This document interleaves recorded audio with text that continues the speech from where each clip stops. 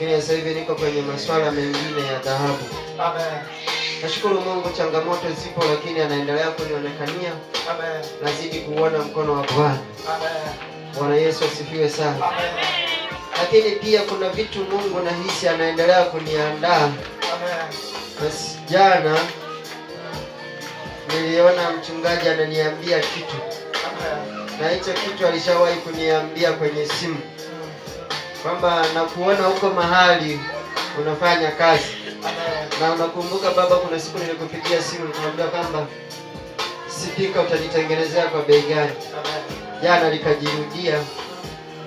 Naambiwa kwamba tengeneza spika alafu nikupeleke mahali. Amen. Bwana Yesu asifiwe sana. Amen.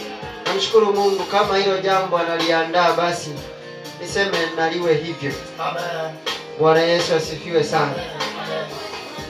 Mimi sina kingi cha kumtolea Bwana, ila hiki nilicho nacho kidogo nitamtolea Bwana. Amen. Na kwenye